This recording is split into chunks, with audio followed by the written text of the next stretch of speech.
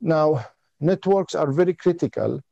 You have to choose collaborators in your niche area or area of interest, and they don't have to be likely. You will not find these people in your institutions from the same specialty. You will find people who are interested, for example, in, let's say, GI, HCC, something, or lung cancer from other discipline. But if you want, for example, radiation oncologist in the same area, you may have to find collaborators in the country. You look at it from different institutions and try to establish some kind of network. Go to scientific meetings, offer to collaborate on projects, and jump at opportunities. And you have in this diagram there, the institutional, what are the type of people you could look: national, international, and regional and international.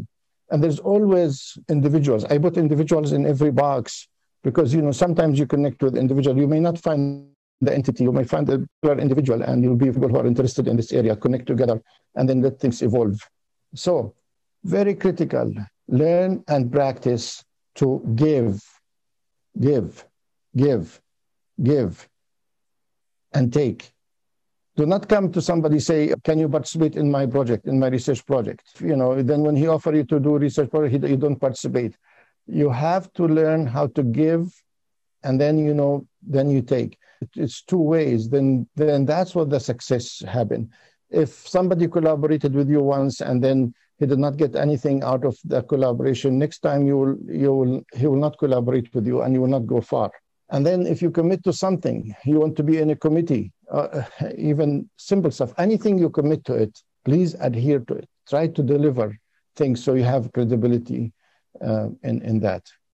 Okay, important note, narrow your focus of interest in both clinical and research area. Do not say, I want to be a general radiation oncologist or general oncologist. Even now in a narrow area, in GI, don't say, I want to be a GI oncologist, a good GI oncologist. No, you say, I want to be HCC expert. I want to be colon cancer or non-colorectal cancer expert, and so on. You find in lung cancer now, people are expert in just mutation, ALK. They are expert in ALK. Most of, and I know you may not have enough patients and so on, but the fact that you start identifying yourself and putting the resources and the thought process together, things will take a different way, and then it's all how you identify yourself and how you group your patients. So let's say, and that's the next point, clinical area of interest is not equal clinical services, because I talk to my colleagues and tell them, why you don't focus on, let's say, GI? Why you don't focus on GI? Oh, I have a lot of patients to see, to see them, and I have to we are only few. Why? Okay, you still can be HCC expert or lung cancer expert and see other patients and do the service, because you are only 2 oncologists or 2 radiation oncologists.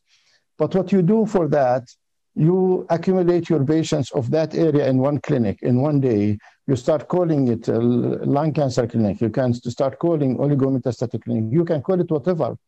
And then you see the other patients other day. You start creating a niche for yourself from among these tons of patients and diagnoses, and carve something for you and do it. But that doesn't excuse you from helping your colleagues. You say, oh, I just see this pancreatic cancer patient and they are only 5.